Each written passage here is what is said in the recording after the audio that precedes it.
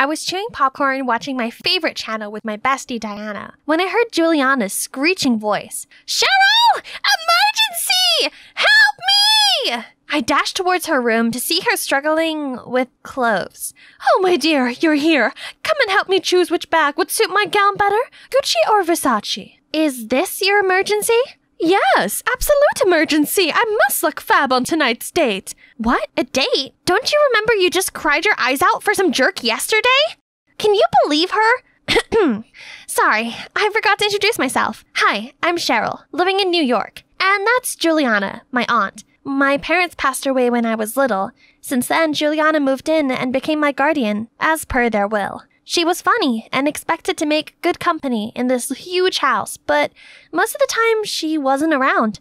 The only time she sat down with me was... I just bought him a brand new Bentley to walk his dog the other day, but the next day he immediately dumped me. He said he wanted to share my burden, but seeing how heavy my 20-carat diamond necklace is, he stole it and ran away. My auntie always loved with all her heart, only her taste in men really needs some fixing. As you can see, all gold diggers. But for some reason, she refused to see those red flags and still hooked on them like a crazy bull. And inevitably, her long list of heartbroken stories keep getting longer and longer. Recently, Juliana met someone new and dined out every day. But you know how it's gonna end. Once they steal something from her, they surely would run away and leave her inconsolable back to me. Actually, I've once dated a guy like that. But of course, I'm not easy to deceive like Juliana. Once I sensed something fishy about that guy, I kicked him in his butt right away. That's why it's my first and also my only relationship I've been in. But no big deal. I have my bestie Diana. She might look timid, but really reliable. She knew everything about me. Then one day, Juliana asked me to join them for dinner. Wasn't this the first time she introduced her boyfriend to me? But this guy was kinda special? Or even strange to her usual style.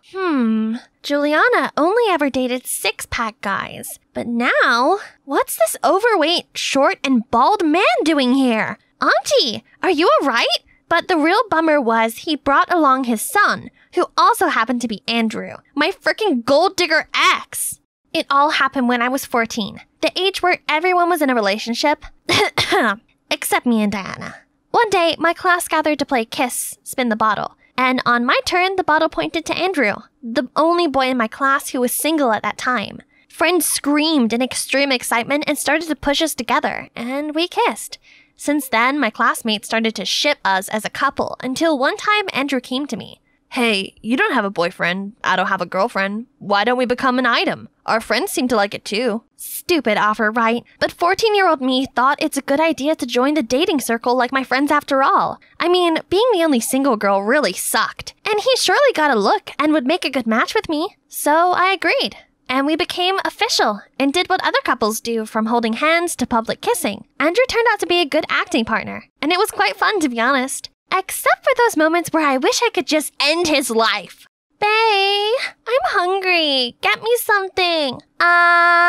But he's still totally wrapped up in finishing his 10th burger. Until I nudged him that did he pay attention to his starving girlfriend? Aw, my bae is hungry. Then eat, my love. But what was it? I opened my eyes to find out he fed me his greasy finger. Ew! That definitely raised my hackles up. I stood up and gave him my tantrum, but he had the audacity to fight back. If Diana hadn't stopped me there, I swear I was gonna give him some scratches. But still, we both had to settle down our first couple fight to continue our lovey-dovey girlfriend-boyfriend thing. Ugh. Things ran quite so smoothly that sometimes I thought I was in a real relationship. Then one day, I was walking in the schoolyard to hear some boys talking. Hey, Andrew and Cheryl have been together for 2 months, right? Yeah. I can't believe our spin the bottle trick that day could be that successful. Shout out to our handsome boy Andy, who's willing to go into the lioness's den to help us earn some more allowance from our rich lady. Perfect. And now the bait is taken, it's time to give Andrew the cue to action. What? So Andrew's offer only comes from an attempt of leeching onto me? How dare he? I immediately stormed away to find him sit on a bench. Hi, bae. Why the long face? Who stole your food? Drop your act. I know you're just a gold digger. What gibberish are you talking about? I don't know what's going on with you, but don't put it on me. He still had the guts to deny it and even dared to go berserk at me. We're over. Not long after, he moved to another city with his family. Good riddance. And from that moment, I said no to boys, as they only come to me for money. I didn't expect to see this jerk again, especially in this kind of situation. I dragged him outside. You have to stoop this low? Couldn't get my money, so now you asked your dad to steal from my aunt? Quit thinking everything has to spin around you just because you have some money. I just want my dad happy and he seemed to like your aunt. I warn you, don't cause any trouble. The next morning, I woke up to the most shocking news ever. Cheryl, Mr. Hardy and I are engaged! The wedding is soon to be decided and 2 families will move in together. What on earth? They've known each other for hardly 2 months and now they're getting married? What? This Hardy guy must have put some kind of spell on Juliana. Wait, so Andrew the jerk, he's my cousin now? No, I can't let him rob me one more time. I so needed some bestie talk right now. But why is Diana clinging to Andrew? I rushed over without a second thought. Hey, what's going on here? Are you blind? We're seeing each other now. What kind of gibberish did I just hear? I dragged Diana away immediately. You better have a proper reason. I'm sorry. You know too well what kind of person he is. Why? Can you do me a favor? You and Andrew are living under the same roof now, but can you keep a distance from him? What? Are you for real? You know, I'm a bit insecure. Okay, fine. You worry for nothing anyway. In no scenario do I want to be near him. What's wrong with the people around me? Frustrated, I came home, but to see Andrew's dad in my house. We just moved back to the city, so it's taking more time for our housing contract to settle. So we'll have to live in your place, just for now. Is it okay? Of course, babe. This castle is too big for the 2 of us anyway. Right, Cheryl? Yeah, how convenient for you, Mr. Hardy. Just move in, and all this house and cars are all yours to use now. And that's how Andrew and his dad entered my life and made it miserable. Every single night, he kept bothering me with a screeching sound that I couldn't stay focused on studying. Stop it or I'm gonna throw away your flute. Pity you can't comprehend art, cousin. Not just that, I had to share a bathroom with him, which now rather turned into his own exhibition of Star Wars obsession from towels, doormats, or even toothbrushes. Literally everything. Ugh. He even left his stinky football jersey for days. Ew. And of course, I couldn't let Andrew invasion continue like that. I drawed the boundary to set my territory. Hey, that's not fair. You got an inch more. What? Obviously not. And you know where he got his annoying nature from? Yeah, you guessed that right. His dad one day brought a full box of tools and left them everywhere in my house. Then he dragged every old item out of the basement and got them fixed. Hey, this castle wasn't supposed to be his mechanic shop, and we have enough money to buy new stuff. One day I told Juliana my bed was too high and I wanted a new one, but Mr. Hardy was faster and insisted on fixing my bed. But when I lied on it, it collapsed immediately. Help, my butt! I just know it's his tactics to win Juliana's heart. And seemed like it worked, as my aunt, who was never seen in the kitchen, now volunteered to show off her cooking skills. Wow, love's power, they say. Then let's see how love would burn. I just happened to heat up their love by adding some super hot chili into Mr. Hardy's portion. And after the first bite, he ended up crying like a baby. Don't you know I have a peptic ulcer? Then he held his stomach and left the table. Juliana hurriedly followed him to their room, all looking concerned. New trick to wheedle some more gifts? Impressive. It's you, right? Me what? I ignored him and went back to my delicious sup, but this party pooper stole the dish and scoffed, like being left starving for decades. Okay, fine. If you insist. You just pushed all of my buttons, you moron. I snatched his dish and finished the steak in front of him, and I could see his eyes turned red in anger. And that's when the fork fight broke out between us, until the maids came in to prevent any more calamity. The next morning, I saw my aunt taking Mr. Hardy to the hospital. Oh, I didn't expect it to be that bad. Right then, a delivery man came. Oh my! Wasn't it Green Day? My favorite band of all time? But this vinyl was rare. Not everyone could have this. Who bought it? It's mine. You? Hey, cousin, can you pay for me? I spent all my money on game yesterday.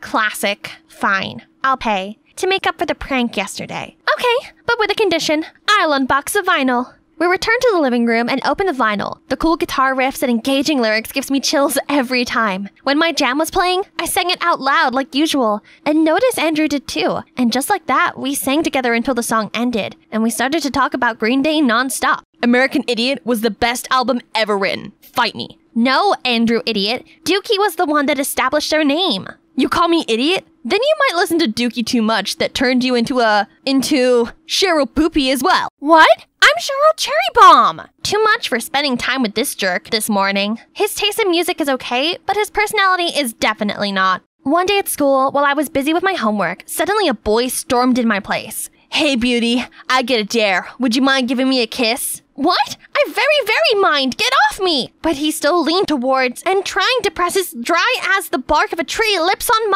mine. Hi, it's Arnie here again, just your regular computer-loving nerd. I've come back to tell you more about my story. Here's a quick refresher.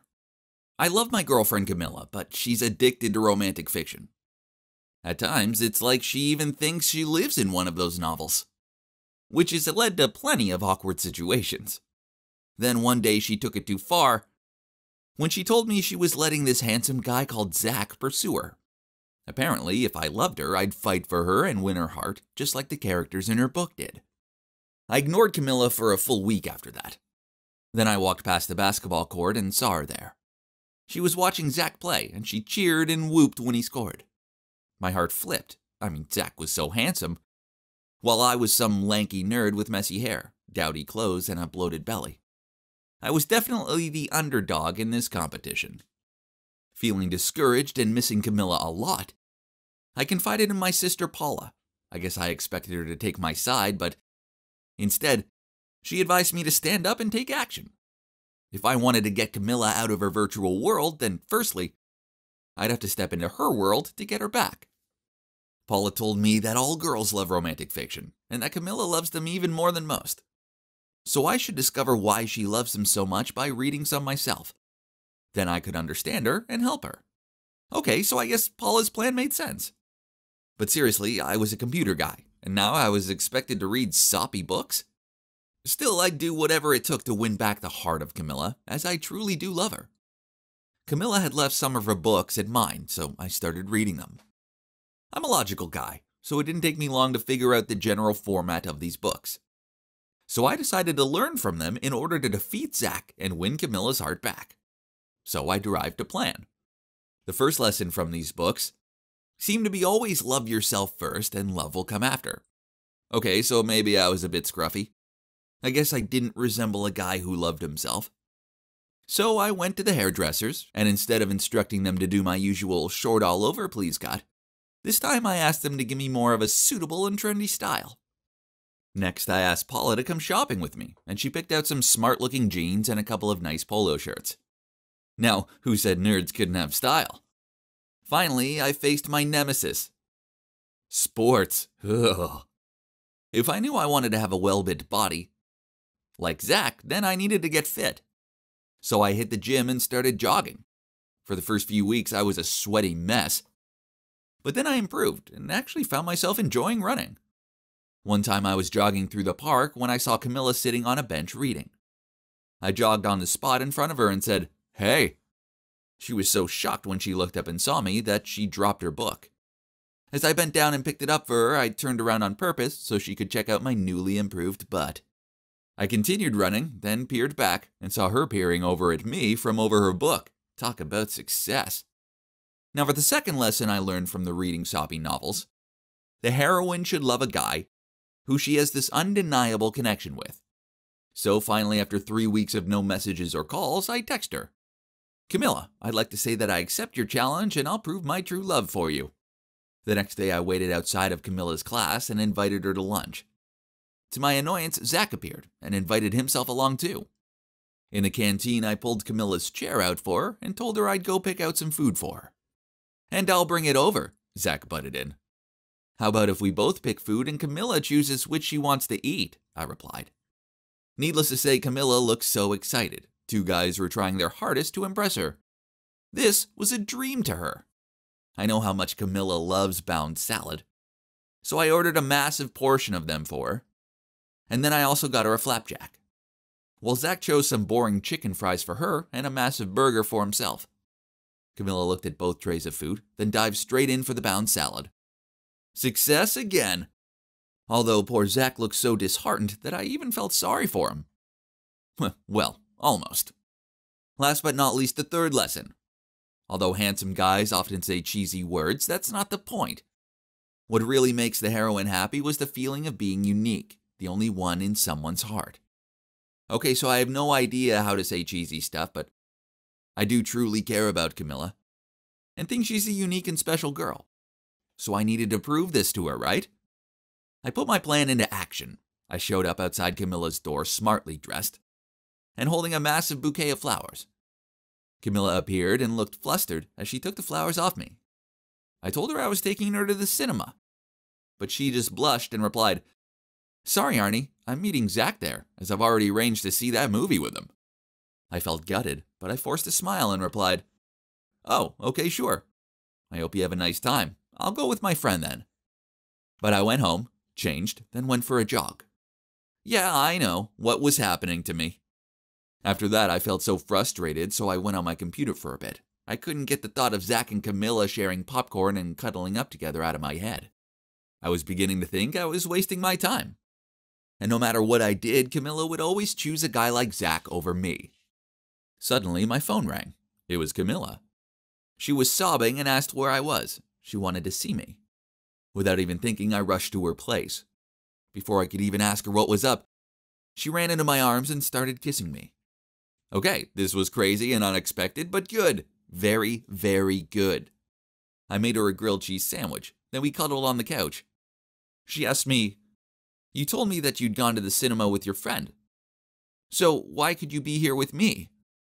I looked at her and said, "Yes, that's what I said, but I just wanted to go there with no one but you." She giggled and kissed me.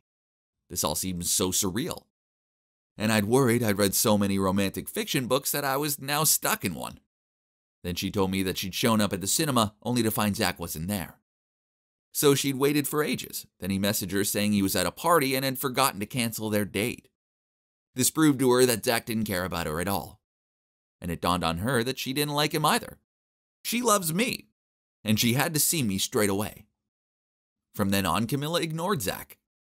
She apologized to me for all she'd put me through, and told me that lanky or not, she loved me unconditionally. She also promised to try and stay grounded, and to be not quite as dreamy, and to remember to take breaks to eat during her reading splurges. I know she loves fiction, and I would never ask her to stop reading the books she so loves. But I did ask her to limit her reading. Now she reads one book a week. Now things between us are better than ever. She still gets dreamy at times, especially after she's finished her latest book. But we both now realize how much we love each other, and we wouldn't want to be without each other. Besides, whenever she gets in her post-depressive book state, I handle it by being extra romantic toward her. I buy her colorful flowers. I take her on romantic picnics in the park. And I make her breakfast in bed, complete with heart-shaped pancakes. We also reserve one night a month for fantasy date night, where we both pretend to be characters from a romance novel. It's actually great fun, and Camilla loves it. I may be a computer nerd and Camilla a book geek, but that doesn't mean we don't work well together. Prince Charming doesn't have to gallop in on a stallion and have perfect hair. No. Instead, it turns out he can just be a normal, computer-loving nice guy.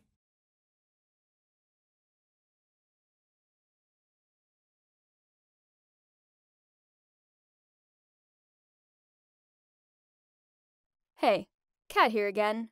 Are you ready for the next part of my story? If you haven't seen the first two parts, then what are you doing? Go and watch them right now. But if you have seen them, do you remember what happened to me? I'm a tomboy, a fact which my mom hates. Then her fiancé Max moved in with his girly daughter Taylor, and Mom clearly favored her over me. If this wasn't enough to deal with, I was then in an embarrassing situation at the mall while trying to be girly to impress this cute guy called Garrett who's into girly girls.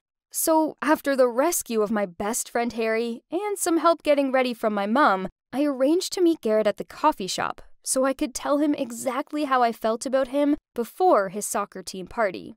As I walked up the street to meet Garrett, I felt so happy.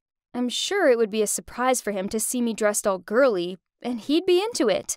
Then we'd kiss. Wow, that sounds great. I was the first one there, so I grabbed a hot chocolate and waited. Geez, that 5-minute wait felt like 5 years. Then he strolled through the door looking so casual but cute. He looked me up and down and then said, Kat, You do know the party later is just a casual hangout? I kept my cool as I replied, "Oh, this old dress? It's just something I threw on in a hurry." He ordered a drink, and we talked for a bit. I knew it was the only chance, either now or never, so I just came out with it. "Look, Garrett, I think you're cool. Really cool, in fact. I have a crush on you. No, I think I like you a lot." He looked a little flustered, but surely this was totally normal, as he was just digesting my words, right? After a few minutes of silence, he gave me an awkward look as he said, "Kat, I think you're great, but you're not my type. I just see you as one of the boys." I'm not his type? And he just sees me as a boy? I sat there completely heartbroken. Each word he said felt like a sharp knife stabbing into my little heart. I immediately stood up and asked him, "What, you don't think I'm a girl? I'm in a dress, for goodness sake. If I'm not girly enough for you, then who is?" He seemed a bit confused by my question, then reluctantly replied, I'm into gentle girls who need me to protect. Like Taylor, for example. She's your sister, right? Could you help me and Taylor become a couple?" What? Not only did he have the cheek to publicly reject me, but now he was admitting to me that he liked that Barbie doll? I yelled at him. "You have to be kidding me. Out of all the girls in the world, you like Taylor?" Then I stormed out of there, relieved that I'd worn ballet pumps over evil high heels. I arrived home to the smell of freshly baked scones. Then I saw my mom and Taylor baking together in the kitchen. I wasn't in the mood for cooking with Barbie hour, so I slammed the door shut and stomped up to my room. My mom appeared and shouted up the stairs to me, "Hey, honey, how was your date? Why are you back so early?" Seriously, it was pretty clear from my door slamming that it hadn't gone well. Why did she feel the need to humiliate me in front of Taylor, of all people? Get real, Mom. I'm clearly upset. But then, what do you know? You only care about your shiny new daughter, Taylor. I ran into my room to change out of that damn dress I was wearing. Then I threw it down the stairs at her and yelled out, "It's your dress, so take it back, and play dress-ups with her instead." My mom looked hurt, and at first, I felt a little bad. But then she shouted back, "Why can't you just act like a normal girl and grow up? If you stopped being so selfish and made an effort with your appearance, your date might have gone better." Then Taylor continued, "Don't be too much for Mom. She means well. If that boy doesn't like you, then that's your issue, not hers." What the hell? How dare this nobody blame me? And why was she calling my mom Mom? I didn't call Max Dad. Ugh, she was the worst person in the world. I hated her. I wanted her to go back to Barbie Land and never come back. I stormed out of the house and took the bus to my dad's house. I tried to hold back my emotions so that I wouldn't burst into tears, but honestly, I had nothing. Garrett had brutally rejected me in favor of Taylor. I was still in a mood with Harry, and Mom had made it clear I was an embarrassment to her. The worst part was Harry had been right. I had lost myself. I was not myself anymore. I showed up at Dad's, and as soon as he opened the door, I burst into tears and hugged him. I told him everything and begged him to let me live with him. Dad tried to analyze everything for me. After a while, I calmed down and realized that, okay, maybe I was a bit sassy with Mom. Then Dad said, "Actually, Kat, there's something I wanted to tell you. I really still love your mom and want you to help me get back with her." Whoa! I wasn't expecting that, but I was totally down for helping him. Goodbye to Barbie Taylor and hello to a proper family. Dad allowed me to stay for the night to let the tension between Mom and me calm down. His apartment was on the small side, so I had to sleep on the couch. But I didn't mind, as it meant I could stay up watching movies all night without Mom moaning at me that I needed my beauty sleep. I arrived home the next day to Mom and Max cleaning the house together.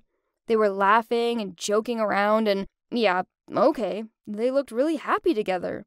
But Dad deserved this happiness more, right? I greeted both of them, but only Max replied. My mother ignored me like I was invisible. She must have still been mad at me.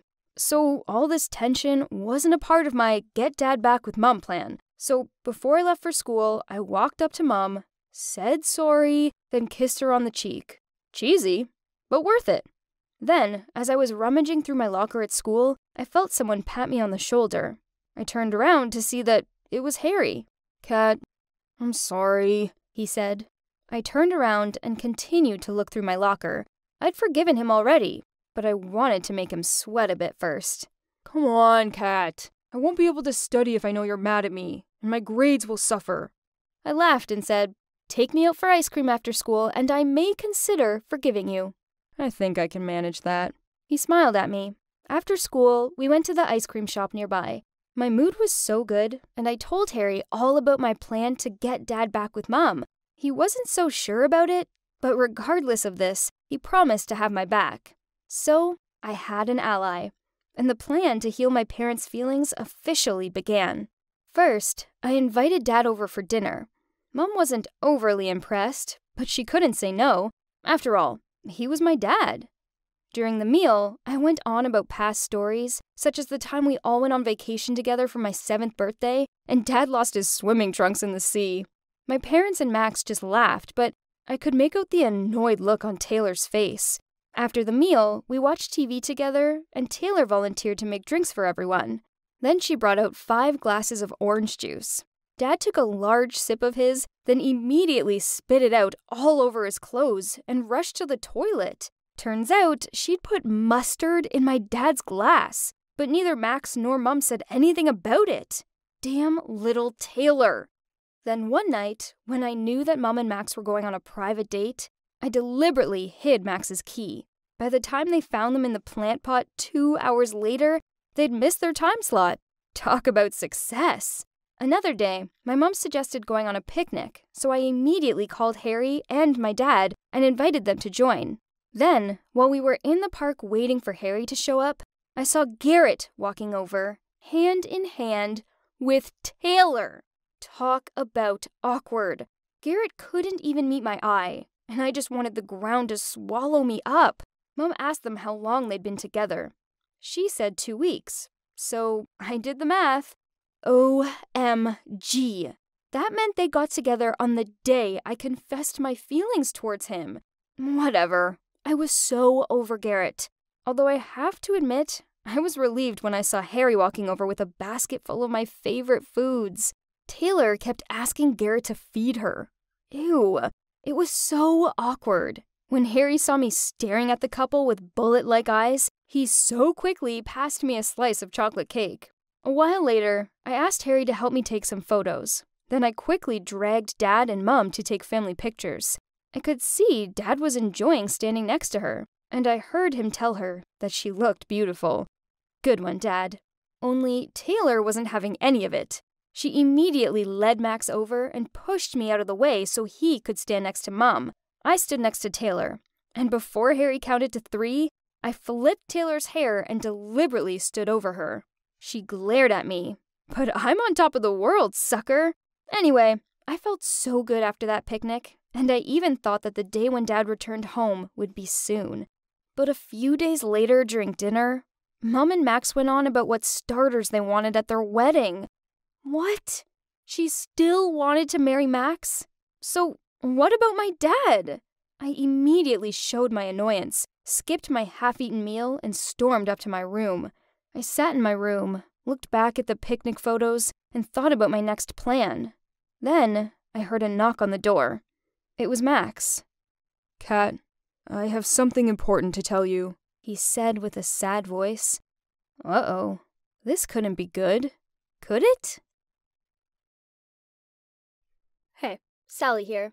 I'm 25 years old, and I love makeup. I mean, I really love it. I don't even answer the door barefaced to the postman. My fascination with makeup started back when I was just a little kid. My mom was a famous beauty blogger and even created her own cosmetics brand. Everyone from renowned models to Hollywood actresses wanted to use her products. Back then, the industry was different. It wasn't about YouTube and different media channels. Instead, people like my mom had to take different avenues to promote their products.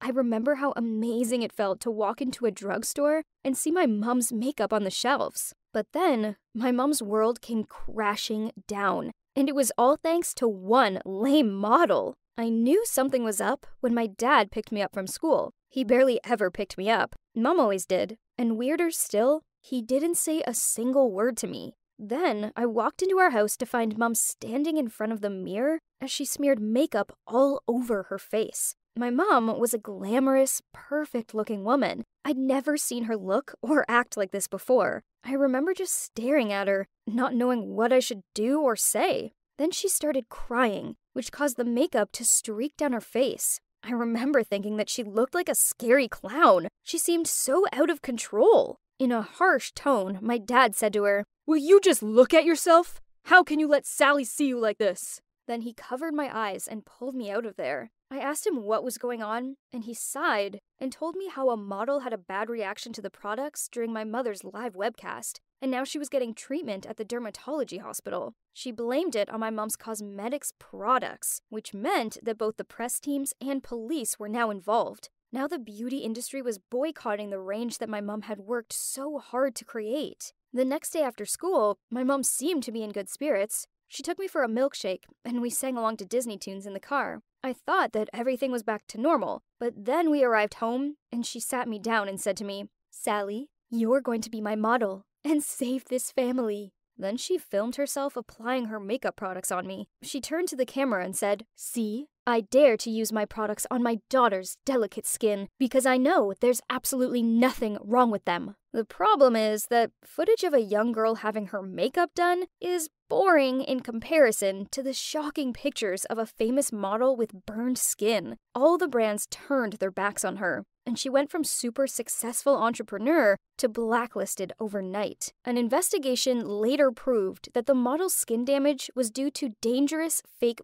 Botox injections, not my mom's products. But this was too little too late, as my mom had already lost all her deals and partnerships, and the money spent on pricey lawsuits made my family bankrupt. After that, Mom left the beauty industry behind her. But that afternoon changed my life. I always felt a sense of self-esteem as growing up in an environment full of famous beauties. But that day, after being put on makeup by my mother, I felt so pretty. I looked in the mirror and found myself like all the dream girls I'd seen from my childhood. My new, beautiful appearance made me more confident. Since then, I started practicing makeup, and this obsession doesn't stop until I grow up. By the age of 14, I wouldn't be seen leaving the house without a full face of makeup on. It gave me this added layer of confidence and made me feel ready to face the day. When I had my makeup on, then it didn't matter as much that my parents were now poor. I looked and felt beautiful, and I could handle the world. Now at 25, I still adore makeup. I'm a self-confessed makeup addict. Even my boyfriend, Chris, had never seen my bare face. When I stayed over at his, I went to bed with a full face of makeup on. Then I waited until he'd fallen asleep so I could sneak into the bathroom and take it off and moisturize. Then I woke up 2 hours before he did, just so I could apply my makeup, then get back into bed and look like I'd just woken up that glamorous. Yes, keeping up appearances was hard work, but when he looked at me like I was the most beautiful girl in the world, well, that made it so worth it. Only on one occasion, Chris woke up early and walked in on me doing my makeup. I totally freaked out and immediately covered my face with my hands and screamed out, "No, don't look at me! I'm hideous!" He laughed and said, "Don't be silly. A bit of makeup doesn't change the fact that I love you and think you're the most beautiful girl in existence." This was sweet and all, but I still shouted at him until he left the room so I could finish off my makeup. His words got me thinking, though. Did he really, truly love me? We'd been together for 2 years, yet he'd never ever seen me fresh-faced. So how could he possibly know if he loved me if I wasn't wearing it? I couldn't stop thinking about this. I needed to know if he truly loved me for me or not. So I took all my makeup off. Yep, even my clear lip gloss. Then I tied back my hair and put on casual clothes and a pair of sneakers. I was standing right behind him at his favorite cafe. I hesitantly went to the table where he was sitting and was confused as to how to speak. That was when he looked up at me while still scrolling through his phone and said, "Yeah, you can take that seat as I'm leaving soon." He didn't recognize me. Interesting. I sat down in front of him, pretending to be a shy, cute girl, and softly starting up a conversation. I tried varying the tone of my voice to ask what I should order, and it worked. He completely thought that I was just some random girl. After we chatted for ages, I said to him, "I see you don't really have to leave soon, huh?" He smiled and complimented me on being cute. It made me feel a lot more confident. So by then, I had the courage to tell him that I was his girlfriend. But suddenly he grinned and said, "If you don't have a boyfriend, I wonder if I have a chance to get to know you?" What? He was still in a relationship with me? Unbelievable! Well, another plan just popped up in my head, so I tried to stay calm and replied coyly, "I'd like that." After that, I started living 2 different lives. When I put my makeup on and become energetic and attractive, Chris complimented me on how beautiful and charming I was, and proudly showed me off to his friends. But when I appeared with a bare face and acted all coy, he said that he loved how sweet and rustic I was, and that he thought girls who wore makeup all day were tragic. Tragic? How dare he? He would lie about going out with friends so he could spend more time with makeup-free me. Then he kissed makeup me and told me how he loved how glamorous I was and how I was the only girl for him. Yeah, right. I couldn't believe how fake this guy was. There I was thinking he loved me, but now he was cheating on me. With me! A playboy like him didn't deserve any version of me. So it was time for revenge. So when he asked makeup-free me to go on a trip, I shyly accepted. I knew he just wanted to trick an innocent girl into bed with him. But I'm not an ordinary girl anyways. As he was chilling out in the pool, I shyly said I would take a shower and wait for him inside. And I swear I saw his eyes brightened like a magpie. I ran into the bathroom to turn the shower on. Then I left a trail of makeup-free me's clothes and then snuck out into the room nearby that I'd booked for the night. There, I transformed into makeup me, then got back ringing the doorbell. Obviously, he had to hurry from the pool to open the door, and when he saw me, he turned so pale. I walked in without his welcome, calmly walked through the luxurious room, and picked up every trace of adultery I'd previously scattered on the floor.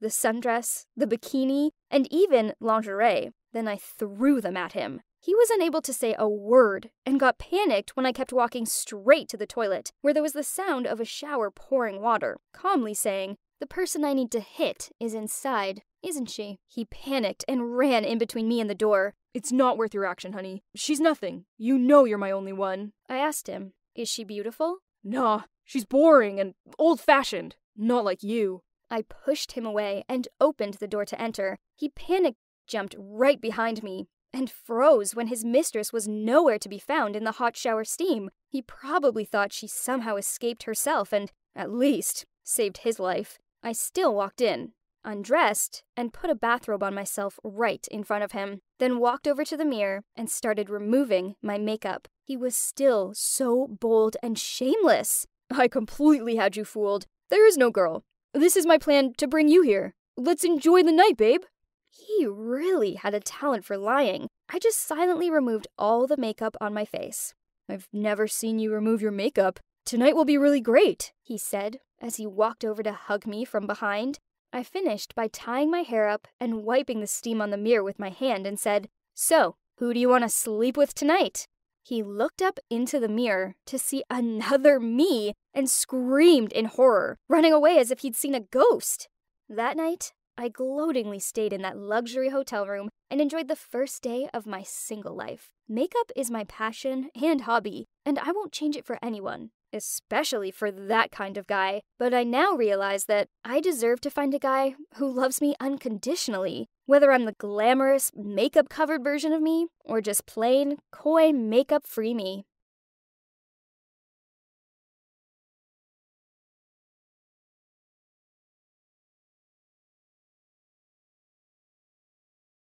There he is, my favorite person on earth. He should be the first one to see this. Ivan, look, I did it. I passed my exams, top of my class. Wow, that's amazing. Look at our little genius. You know, when we did algebra, I was terrified, but then I was like, it's just math. I got this. And boom, look, I got an A. Of course you did. You are a genius, the best of all of us.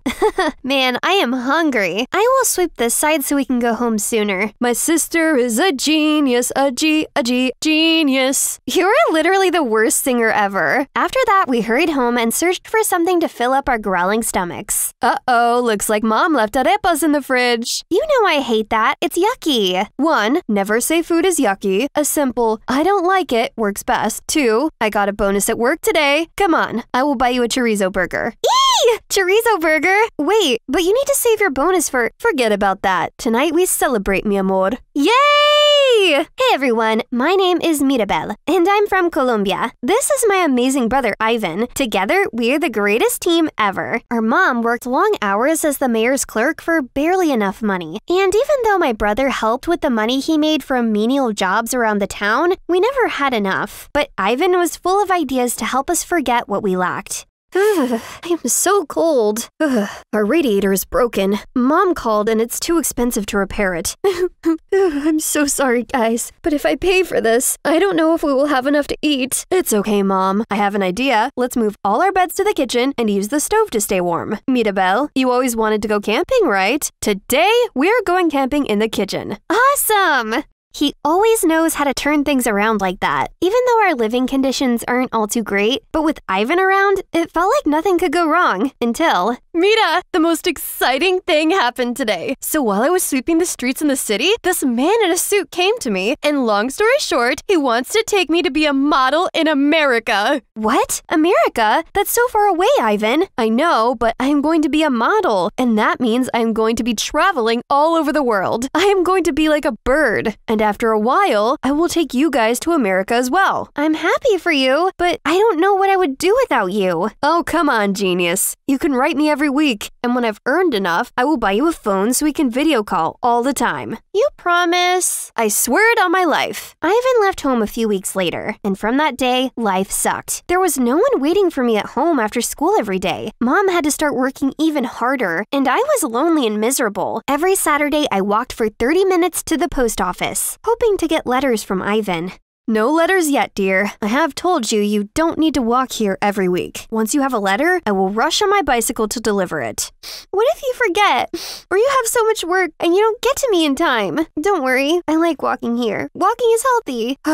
Okay, we have a rusty old bicycle in the back. You can have it for your trips here. No one uses it. Please don't say no. It hurts me to see you make this tedious trip every week. Thank you so much, sir. That is so kind. I promise one day I will repay your kindness.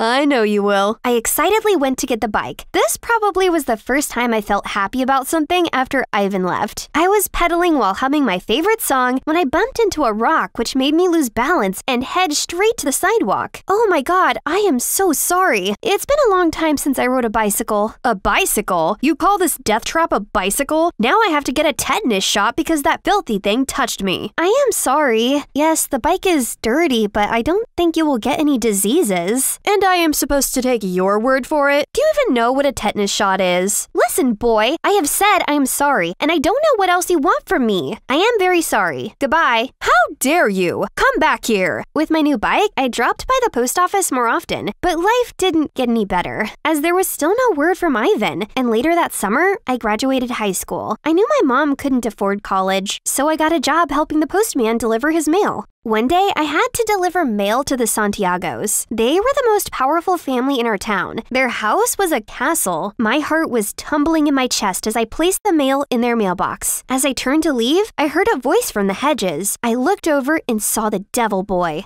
Hey, you! Aren't you the girl that hit me the other day? Why are you here? Security? Whoa, wait. I'm just doing my job. I didn't bother you one bit. Job? Oh, with that dead trap. I can't just let you go off and hurt another innocent person. Get over here and directly hand me my mail. I was confused, but hey, it's the Santiagos. I better do what any of them say. So I stepped into their yard and met this smug Diego. But that's not all. After that, he still wouldn't let me leave. That whole afternoon, he made me judge his paintings, give him recommendations for dinner, pick a name for his new pet, etc. Weird stuff. Guess rich people just get lonely sometimes. And that went on every single day after. Gosh, why do the Santiagos have so many mails? And every time I got to their mansion, Diego was already there by the gate waiting and bombarded me with 1,000 silly side quests. He even followed me on my mail delivery. What are you doing? Too rich you don't know how to spend money and time? Well, don't you see? I'm spending them all on you. Haha, right, I'm flattered. Seriously, do you really think our family has that many mails every day? It's all my love letters to bring you to me. Then suddenly, he leaned in for a kiss, but I dodge it. Why? You don't like me? People like me don't get to like people like you. Your parents would destroy my life if we're a thing. Look at me. I will never let any harm come to you. You are the only joy in my day, the love of my life. I need you. Just trust me. Okay. And just like that, we started dating. I didn't think of him this way at first, but I guess his sincerity had gotten to me. He's always around, he gave me all the caring and attention I haven't had in a while, which made me feel like I wasn't alone anymore and I could get through everything, thanks to our love. One day, I came home after a long day and I found my mom outside. Everything we owned was littered on the streets. Mom, what happened? What's going on? I don't know. I just got here and I found these men here, moving our things. I tried to speak to them and they pushed me down. As we spoke, a flashy car pulled up right in front of us. So, this is the girl you have been wasting your time with? Look at her, filthy, poor home. You are a disgrace and a disappointment, Diego. Diego? What is going on? Dad, you can't interfere in my life like this. Fine then, make your decision. Break up with her or I'll disown you. Not even one dime to your inheritance. Daddy, that's not a funny joke. We will sort this out. Mirabelle, I was just bored and you're just a gold digger. We both know that, so... What? You promised to protect me! I'm sorry, sweetie. Don't listen to that. I'll explain tomorrow, okay? Then he quickly got in the car and they drove away. I tried to contact him first thing in the morning, but to no avail. I sneaked up to his house, but only to hear the maids saying he's already long gone to some European dreamland, continuing his lavish life among lavish people as his dad wished. So, my so-called loving boyfriend has left me for his dad's money. But without so much of a proper breakup, while his family is destroying my life, getting us kicked out of our own house, and even getting my mom fired from her job, I felt like breaking down. I've lost everything. This life was just out to get me and I wanted to give up. But looking at Mom, I couldn't bring myself to do so. I wish Ivan was here. He would know how to fix this, as he would never give up. That's right. I was raised by my wonderful brother, and maybe it's time for me to channel his strength and fill his shoes, keeping this family alive and well until he's back. So, swiping the pain aside, my mother and I gathered what we could, and we left town because we knew the Santiagos would never let us have peace. We went to live with an aunt, Mom got another job, and I started working as the judge's assistant at the local court to support her. One day, I was at work scheduling meetings when I heard a voice that left me shell-shocked. Excuse me, is the judge available to meet me? Ivan? Mira, it's really you. Oh, I've been looking for you. You left us. I waited for you. We waited for you for 2 years. I am sorry, Mira. I tried to reach you, but America was hell. There was no modeling contract. I got there, and I was worked like a horse. My boss prevented me from writing letters to you guys. When I could finally write home, I never got any response. I thought something had happened to you guys. So I came home 3 months ago, and I have been searching for you guys since. Mira, life has been hard for me, and I thought I lost you guys too. I am so sorry. You are home now. Ivan being back brought joy into our lives again, but he was very sad. He wasn't the Ivan I knew. All he did was sleep and being all depressed, and it broke my heart to see him that way.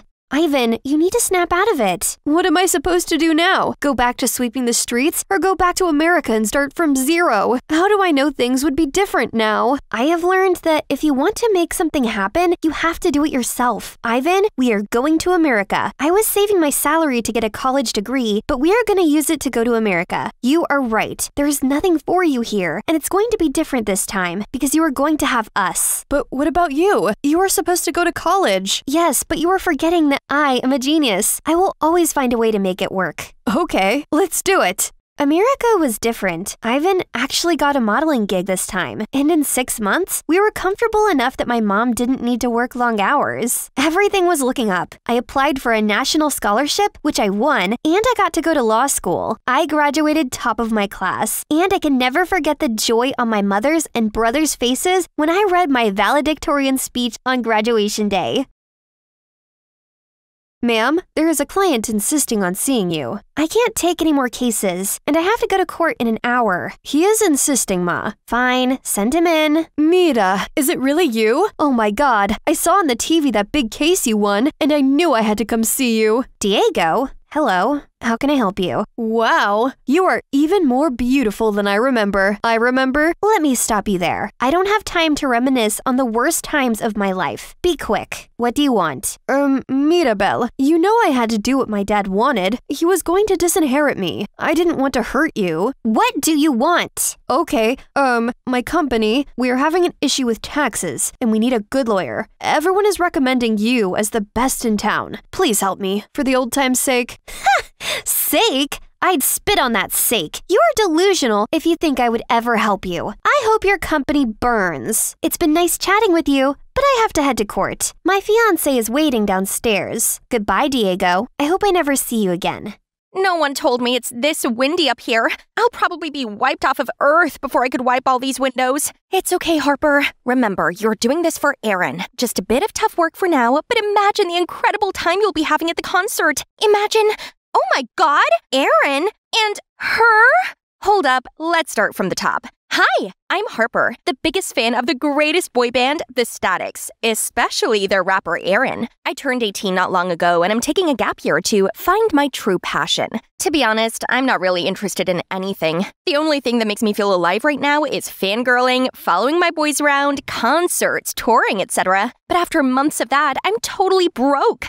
Not to mention, Aaron's having his solo debut album. So, having no choice, I asked my super sweet boyfriend Kirk to lend me some money. But, again, all you ever did was spend relentlessly on this trash. You don't study, nor get a job. How are you expecting to afford it all? Do these idols feed you or give you a roof over your head? I don't think so. I can't help you forever either. Trash? He called my passion trash? Excuse me, I asked for a loan, not like I was robbing him. He wasn't like this the other times. Finally showing his true self, huh? Fine, I don't need an unsupportive boyfriend. Anyone that stands between me and my happiness can get lost. So, we're over. Whatever. But wait, I still need to come inside as Kyra's bestie, not as your girlfriend. You might be wondering what kind of relationships I have going on here. Well, I actually befriended Kyra first. We were both ecstatic. Fandom of the Statics. If you know, you know. Fangirls bond is stronger than any friendship. Her mom works for a big press, so she sometimes could even get us access to shows. Cool, right? So I was always around her place. One thing led to another. Me and her brother fell in stupid love, but not anymore. Have you heard about Aaron's new album? Apparently it will be followed by a group concert right downtown New York. We can ask Kirk to give us a ride. It will be super fun. Oh, don't want to burst your bubble, but I just broke up with Kirk.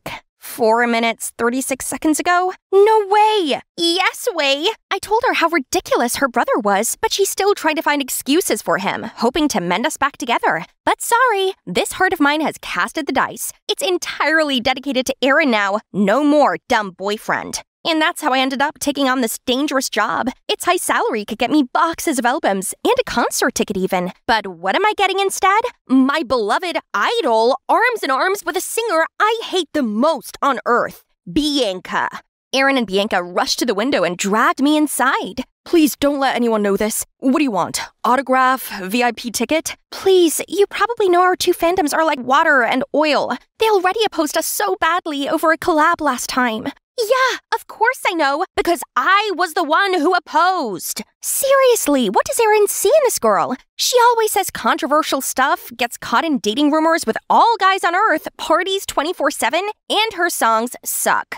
But on a second thought, it's not every day to have the two hottest celebrities on their knees before me like this. Maybe I should act wisely. Either way, this is the lifetime opportunity for me stepping into Aaron's life, isn't it? Okay, I'll keep a secret on one condition. Let me be the manager of Bianca. Bianca's manager? Who's looking for me? Wait, who are you? But he didn't even bother to wait for my answer and started stacking out bunches of stuff for Bianca to sign. Being a manager ain't a joke. See, Will's been doing this for years and still struggling. Well then, more reason for me to step in. So I walked over to give him a hand. This poster is mid. Next time, let me handle it. Trust me, I've designed countless stuff for fan events. The title track this time is a bop, but without a good promotion, it turned into a flop. I suggest you make some TikTok challenge for it. I'm a girl Bianca's age. I for sure understand her and the fans more than you. I'll be useful. Right, guys?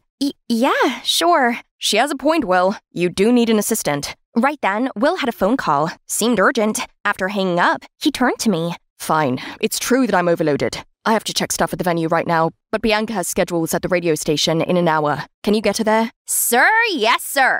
Just like that, I helped Will around, and it's safe to say I was basically Bianca's sub-manager. Life was pretty sweet. I got to tag along to shows for free, while keeping an eye on my love rival. I sure enjoyed playing God with my new puppet. Everything Bianca eats has to get my approval. Bye-bye, yummy tacos and burgers. She's only allowed to use the phone at certain times of the day. Stop texting boys and start working on your terrible music, honey. Then tell those annoying boys to stop bothering me. Even her sleep is strictly fixed, just because I love seeing her suffer.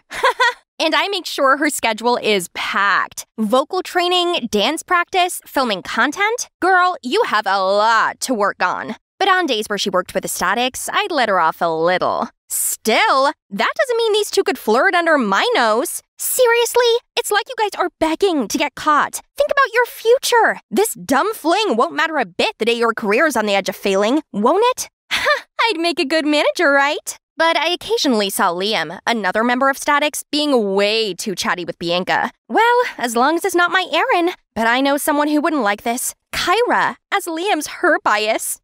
I guess the rumors are true. Liam is a playboy. And to prevent Aaron from getting caught in the same thing, I accidentally arranged Bianca's schedule to be 100% off with Aaron's, so they couldn't meet up. But Bianca still asked me to bring him gifts often, and surprisingly, Aaron wasn't too upset about his girlfriend not showing up. I guess I can get him in another level that Bianca couldn't. We soon talk a lot and hang out also, and he literally blurted out about how Bianca was so uptight, how some of her annoying habits gave him the ick, and that being with me was so much more comfortable. Uh-oh, sounds like love's fading.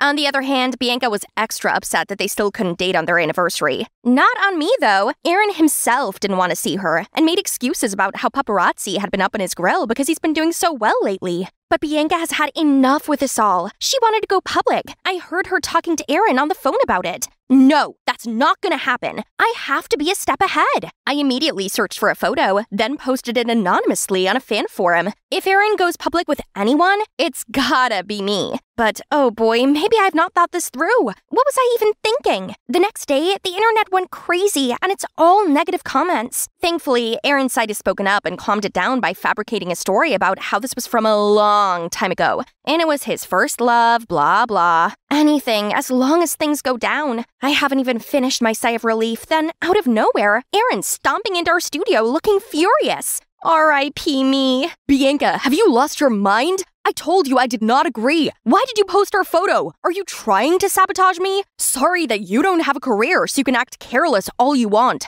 But I do. I have my reputation and an army of stupid fangirls to please. I was frozen, as well as Bianca. Right then, a call came from Kyra. I swiftly sneaked out to take it. It's you, right? The lucky girl in the photo?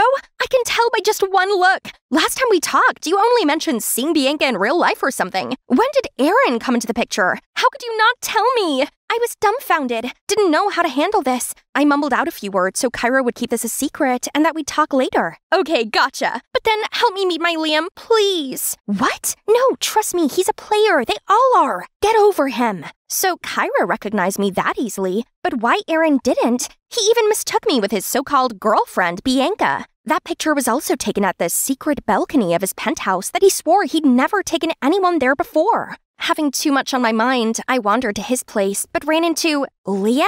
He's talking to a girl. She wiped her tears, then left. I should get going. Don't want to mess with another player right now. Harper! What? Don't worry, I won't tell anyone about that 400th girlfriend of yours. Correct, it's the 400th girlfriend, but not of mine. Turns out that girl's also a victim of Aaron the Heartbreaker, not Liam. Liam has always been the one who's cleaning after his mess, making sure the girls are all right and won't do anything harmful to the band's reputation. Probably that's why the public labeled me as the player. I always got caught up with these heartbroken girls. And now you.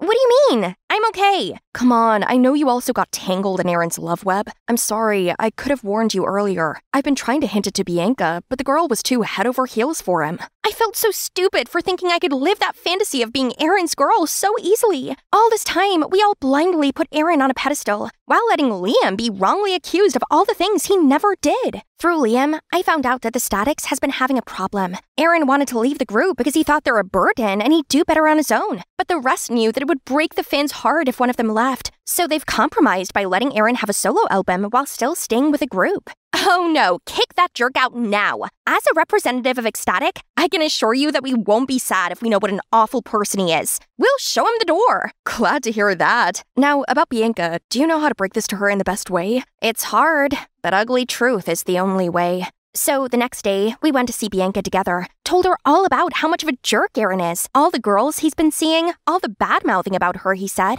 Surprisingly, she took it better than we thought. Thank you, too, for looking out for me. I know he's bad, but I thought I'd been able to change him. But yesterday when he came throwing a fit at me, I realized that I deserved better. Oh, poor Bianca. I really owe her a zillion apologies. I asked Liam to give us a minute and came clean to her on everything. On the photo I posted, on how I intentionally got in between the relationship, on my dumb rules just to get the better of her. I'm truly sorry. I'm just a Delulu fangirl after all. I'm really sad to hear that because at some point I did consider you a friend, especially your ridiculous rules. It helped me a lot. Look, you kept me on a strict diet, helped me get a healthy sleep schedule, made me practice more, stay off my phone, no more doom scrolling and obsessing over hateful comments. I can assure that you've helped me become a better artist and human overall, even though it's by accident. You are seriously too nice. How come I spent all these years hating on you? I'm sorry, and I don't think I should be around here anymore. I'd better go back to my normal life.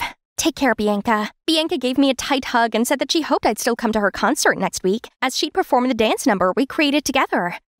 Liam was nice enough to accompany me to Bianca's concert. I did ask Kyra if she wanted to come along, but she was all cranky. Bianca's concert? Are you an Ecstatic anymore, Harper? She's our enemy. Kiddo, if only she could see past the hate. She could have met her Liam now. The show was going on smoothly. Bianca perfected our dance routine. I was so proud. But as she went to get ready for the next song, a strange VCR got played. I'm a selfish fanatic. A friend's betrayal, a gold digger, a Delulu, and on screen were pictures of me. No! Is this why Bianca insisted I come?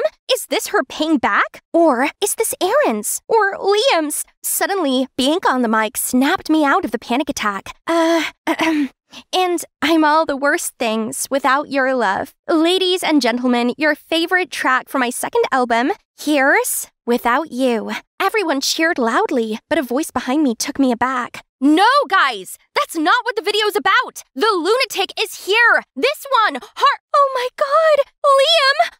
Liam quickly shushed her and we dragged her outside. Turned out my dearest sister from another mother did this to me. Why? I hate you. I know everything now. Don't forget who I am. Nothing in this fandom could be hidden from me. You got to befriend the boys but ghosted me because you want them all to yourself, huh? After everything we've been through, all the shows my mom helped you get in, you bewitched Aaron, sided with Bianca, then called my Liam a player. But look who you're with now. On top of that, you dumped my brother for a stupid reason. The player here is you. This is a mess, and it's really my fault. I should have filled Kyra in on everything sooner. Seeing her right now reminds me of the exact same person I was just last week. The same hot-headed, immature fan. I couldn't blame her. I apologized and told her everything. And with her dearest Liam's help, Kyra, though still mad, started to be more understanding. I love you, and I hope you will soon see things the way I do now. Idols are also humans. They're not all glitters and gold, so we can't expect them to be all perfect, then refuse to see their wrongdoings, or nitpicking trivial things just because it's not up to our expectations. Let's both be a better Ecstatic from now, okay? It's been 6 months since then. I can say that things are definitely for the better now. It's the first performance of the Statics since they parted ways with Aaron after his real face got exposed. Yes, that happened. Now look, it seems like the crowd has no problem with dumping that troublemaker either. And me? Normally I'd be here as an Ecstatic, but not today. I'm now working part-time while studying to get proper certification on talent management. I realized that I did enjoy working with Bianca and I actually had a knack for it, so I'm going to make a career out of it. Now, excuse me guys, may I get my manager back? It's showtime. Bye! That's my dad, Marcus Baldwin. the world-famous jockey. Now he's the chairman of a super successful horse racing club. As his cherished only child, I was given everything I could ever dream of. But then, something big happened that changed things. Before I tell you more, don't forget to like and subscribe. At the age of 8, I was in the playroom brushing my doll's hair when Dad let this tatty-looking woman and her daughter in. Audrey, I'd like you to meet Belinda and her mom. They're going to be staying here for a while and be our new maids. Belinda looked so frightened. So, feeling bad for her, I took her hand and let her play with my dolls. We soon became the best of friends, and I even managed to persuade Dad to let her attend the same school as me. Unsurprisingly, I grew up obsessed with horses and dreamed of becoming a famous jockey like Dad. I practiced riding my horse, Jackal, every day after school, and we became quite the formidable team. Soon, I was winning a heap of junior contests, and even the newspapers predicted I'd be the next big name in the world of horse racing. This certainly helped my popularity at school, and I began a clique full of elite members. However, there was one slight problem. Due to Belinda's humble background, the other girls didn't get with her. Where did you get those shoes from? Your grandma? Did you let your grandma style your hair too? Come on, girls. Let's see if the canteen has any oat muffins left. Everything was practically perfect, and to put the cherry on top of the cake, I was invited to a gala event for talented young jockeys. I needed to look the part, so I got my driver to take me to the mall to find the most amazing outfit. But on the way, everything changed. I woke up in the hospital, wearing an ugly gown and feeling dizzy with confusion. Oh my, you're awake! Huh? Why am I here? Sweetie, you were in a car accident. You've been in a coma for the last 2 years. 2 years? What? No way! That meant I'd missed out on 2 whole years of my life and was now 17.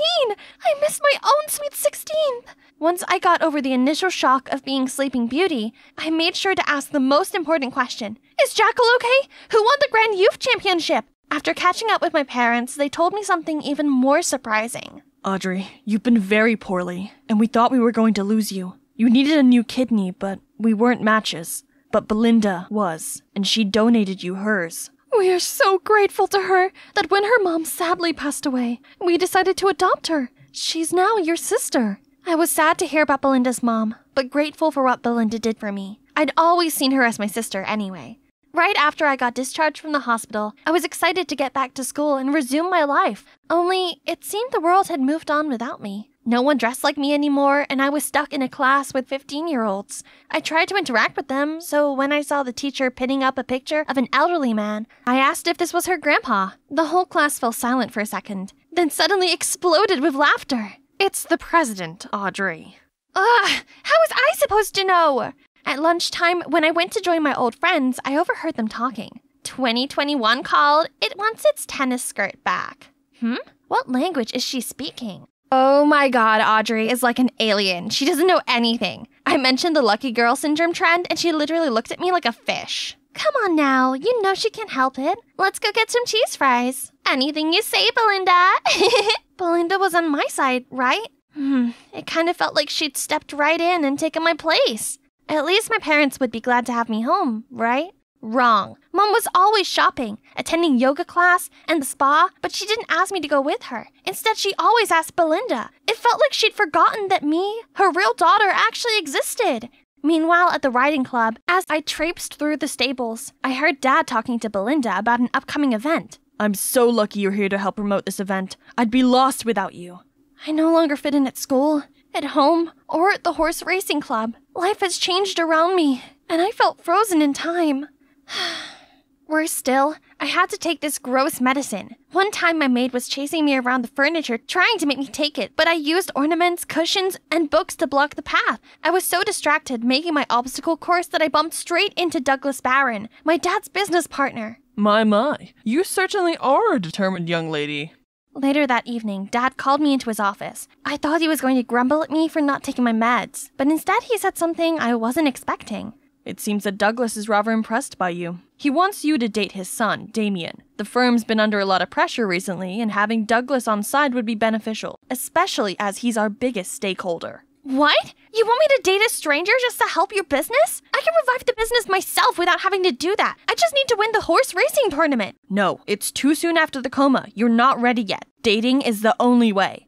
As if I I was gonna listen to Dad. So I secretly came here with Belinda. I was about to saddle up Jackal, but then I got a whiff of horse manure and began to feel dizzy and nauseous. Dad suddenly showed up and took me to the hospital. Turns out, I'm allergic to horse manure. Ugh. Then Dad started yelling at me for training without his permission. Thankfully, Belinda informed me what was going on and told me about your allergy. Belinda? Why? Sorry, sis. I only told Dad as I'm worried about you. Whatever. I'm still going to horse race again. Actually, there's physical therapy, and if you pass the agility test, you could still get back to training. Dad, please. Fine. Do the therapy, but only if you go on this date with Damien. I agreed to go on the date, but I never said anything about being well-behaved on it. So in order to prepare for our special date, I watched this tutorial video, How to Dress to Attract Men, a tutorial. Rule number 1, make sure your hair is long and never put up. Rule number 2, make sure to show a little skin, ladies. Rule number 3, footwear should be dainty and delicate. And ta-da! As I showed up at the restaurant looking ridiculous, I instantly recognized this quirky guy from school, Damien. So, I made sure I had the most unapproachable expression on my face. As soon as I sat down, I purposely ordered the weirdest food combo, ice cream hamburger. I was convinced he'd think I was a lunatic and leave, but instead, he reached over and tried a bite of my ice cream burger. Interesting. What? How could he like that? Someone please call the food police over here. Your fashion sense is so refreshing. Everything about you is fascinating. I am rather smitten. The rumors about him being quirky are definitely true. After the disastrous date with Damien, I met with Cooper, a medical student at the hospital who was helping me with my physical therapy. During the training, he was attentive and super encouraging. I was beginning to feel better, but then Damien showed up and insisted on staying there so he could check Cooper was doing his job properly. He wouldn't stop humming annoying tunes and munching on potato chips really loudly. Then at home afterward, he wouldn't leave and continued bugging me. When he finally left, I moaned to Belinda about how annoying he was. But to my surprise, she said she thought he was cute and funny? Hang on, does this mean Belinda likes Damien? On the day of the physical examination, I passed every single test without any mistakes. I was smiling as the doctor made his announcement. Miss Baldwin, I'm afraid you failed the assessment. I ran out of there and cried to myself. I felt someone sit next to me and was about to tell them to go away when I realized it was Cooper. Audrey, the improvements you've made are impressive. I was sure you'd pass. Seeing his caring face made me feel a little better. We talked some more and then he offered to drive me home. As we walked around the corner to the parking lot, we heard Belinda raising her voice with, "The doctor!" We stopped to listen. "I'm not giving you more money. I already paid you for failing Audrey. Sign this so I can be sure you'll keep this a secret." What? How could Belinda betray me like this? Belinda, why? Why did you do this? You don't understand how hard it is living in your shadow. I love the horse riding club, but you're coming back, and there will be no use for me there anymore. You ruined everything! Then she stormed off, leaving me standing there stunned.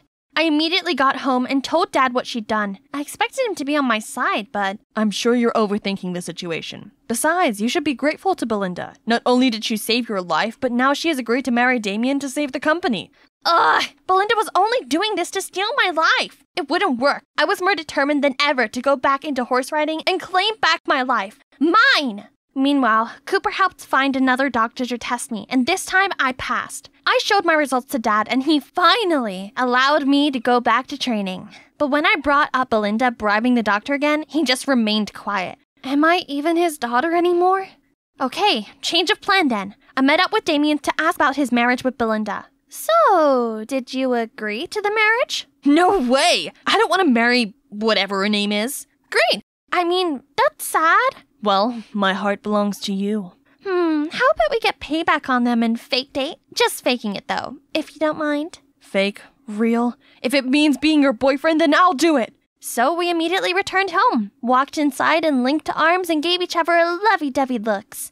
Belinda's scrunched up face was a picture. I resumed horse riding practice and got around my allergy problems by using sachets and spraying perfume all over myself. It worked at first, but then I started getting allergic to the sachets too. Cooper immediately took notice, and the next day he showed up with some homemade herbal sachets. Not only did they help cure my allergy, but they also had a calming effect on me. Without the allergy bothering me, I could focus on practicing, and soon I was back to my amazing former riding self again. I showcased my talents to the club and everyone seemed impressed. A talent like you should be head of the club. Yeah, I may not be a big talker like someone I know, but actions speak louder than words. Belinda was clearly jealous of my rise to success, so she pulled some mean pranks on me at school. One time she suddenly turned nice and offered me a coffee, but it turned out she had snuck hot sauce in it. I was so mad. I changed her ringtone to fart sounds and called her number. It was hilarious! But then she suddenly fainted and was taken to the school infirmary. Oh, come on. She was so hurt she fainted? I told the other students she was faking it, but instead of listening to me, they all took Belinda's side. You're so ungrateful. Belinda even gave you her kidney, yet you scared her so much she fainted? Yeah, you wouldn't be here today without her. What kind of person are you? Feeling deflated and not listened to, I ran off. I stormed home, and on the way, bumped into Cooper. Unable to hold my emotions anymore, I burst into tears. He insisted we went for a walk, and I ended up spilling out everything to him. I don't condone what Belinda did, but I kinda see it from her perspective. She's an orphan who longs for a family. She finally found her place in the world, and then you woke up and became a threat. I never thought of it like that before.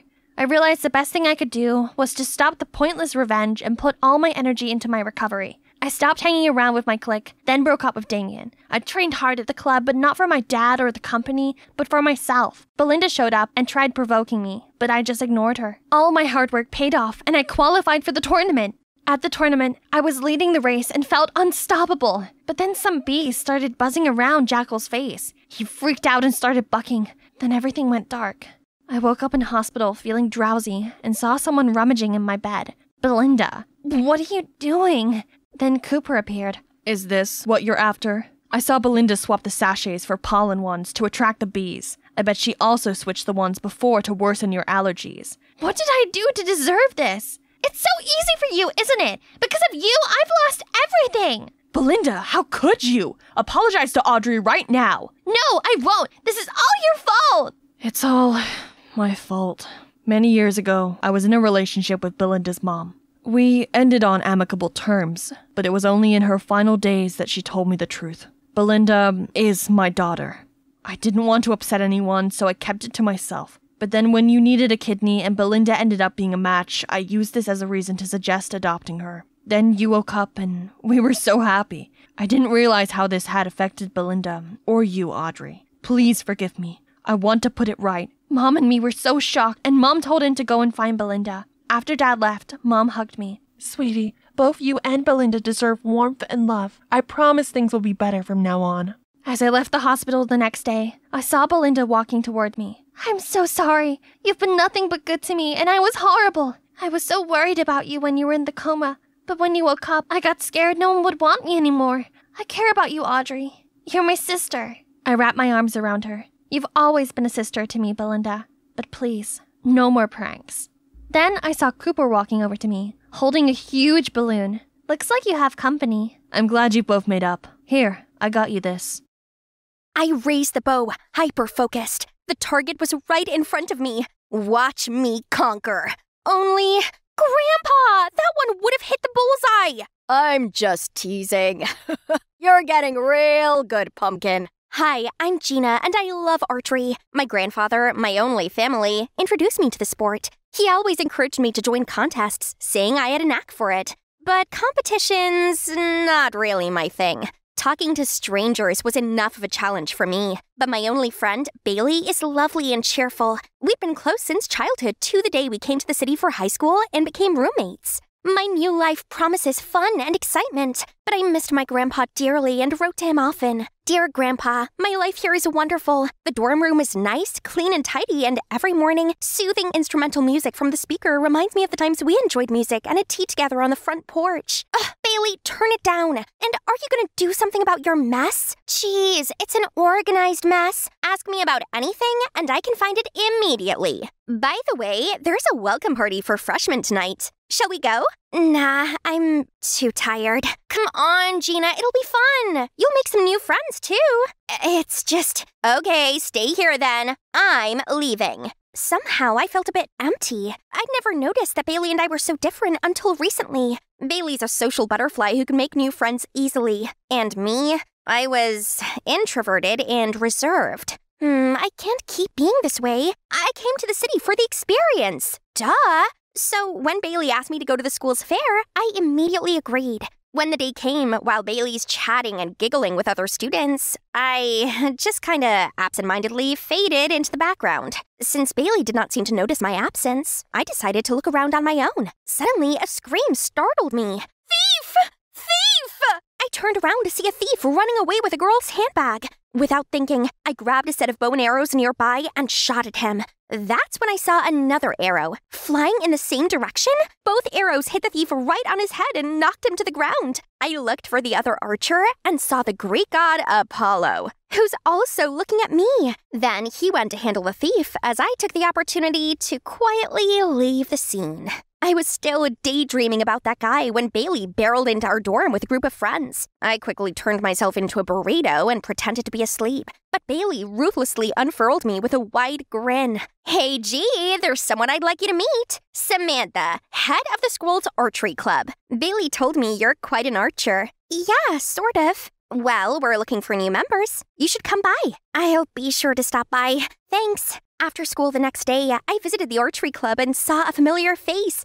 That's the guy from yesterday. Ooh, he also blows on the arrow like Grandpa. So cute. Oops, busted. Am I hallucinating or is he walking toward me? Hi, you were at the school fair. Your shot was phenomenal. I'm Chris, by the way. I'm Gina. So you're new here? Actually, I'm not sure if I'm going to join yet. Well, how about a little demonstration? Panicked, I tried to shoot with shaky hands and totally botched it. Sorry. Relax, you got this. He leaned over me and my heart was beating like crazy.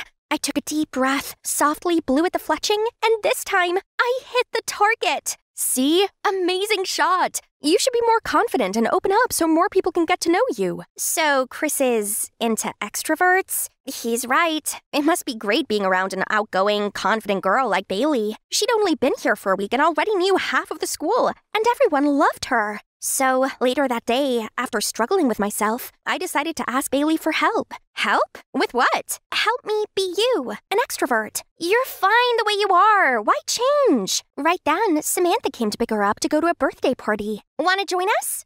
You'd rather stay here and read, correct? You know me. Then Bailey left, just like that. All right, if she doesn't want to help, I'll do it myself. Time to break out of my cocoon. So I spend the next few hours giving myself a makeover. Not bad, was it? When I arrived at the party, everyone gawked at me. Hey, are you the sun? 'Cause your beauty is blinding me. If so, you should stay 93 million miles away from me. As much as I wanted to run straight home, a voice in my head kept screaming, socialize. On the internet, they said extroverts are always ready to make friends, like Bailey, who's part of every single conversation. So I mustered all courage to throw myself into the largest group who's talking about cute Arctic animals. I remembered a communication tip, lead the conversation. So I did. Isn't it so sad that those animals are losing their habitat to climate change? The next 5 minutes was me monologuing about the issue, but they didn't seem too interested. Okay, plan B.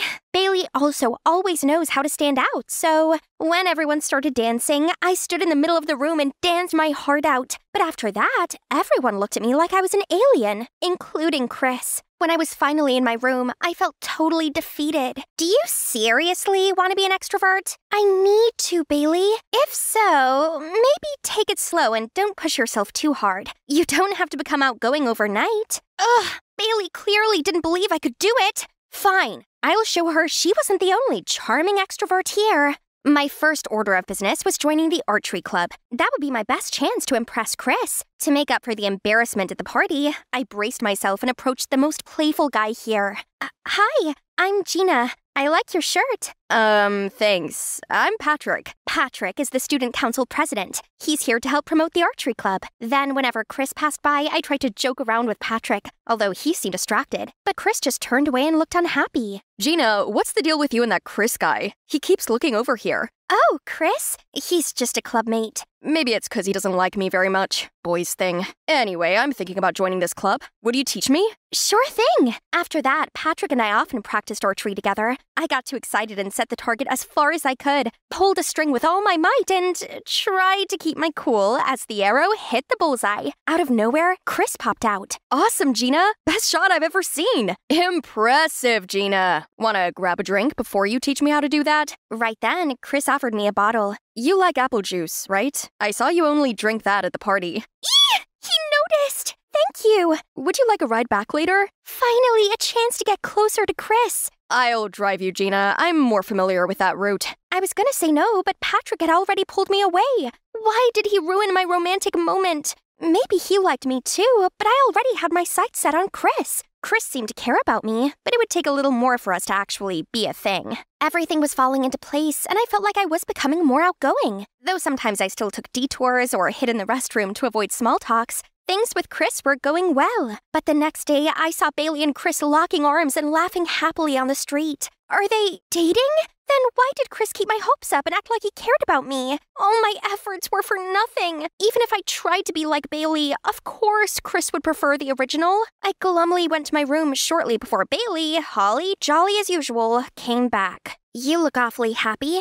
Hot date? Nope, not at all. Are we having secrets now? Of course not! Anyway, what are you up to today? Beating around the bush, huh? She's obviously in love with Chris, but why keep it a secret? Just so they could still mess with others' feelings. After that, I refused to talk to Bailey and avoided Chris. Whenever he greeted me, I'd pretend I didn't see him. And if he approached me, I'd go to Patrick or ask him to take me home. It was petty, but what else could I do? In Patrick's car, I got Chris's texts. He probably just wanted to two-time me, so I turned off my phone. Everything okay? Yeah, I'm fine. You're not a very good liar, but I have just the thing to cheer you up. A few minutes later, we pulled up to a quiet spot with a stunning view. But magnificent as the sunset was, I still felt the sadness wash over me. Want to talk about it? And I did. I really did. It felt good to finally get everything off my chest. Patrick listened patiently, nodding and understanding. When I finished, it's already twilight. Thank you for listening to my rant. Sure, anytime. I want to be there for you, Gina, and I would never hurt you. I know you're into Chris, but I really care about you. You're a true hidden gem, and I want to help you be all that you're meant to be. I was surprised. At that moment, Patrick became even more attractive than I'd ever thought. Maybe I should be with someone like him and forget about those toxic people. So, I agreed to date him. The following day, Patrick already made it public. See, that's what a decent guy would do. He took me to the spa, cooked for me, and was always so sweet. I'd never felt this way for anyone, and it actually felt like love. However, it wasn't always peachy being Patrick's girl. He constantly attended tons of events as the student council president and would have me as his +1. On those occasions, Patrick would talk to everyone while I stood awkwardly. I wanted to join, but didn't know how. All right, laughing would totally show that I'm following their conversation, but everyone just stared blankly at me. What's so funny about my grandma's broken hips? Oh, jeez, I wanted to dig myself a hole immediately.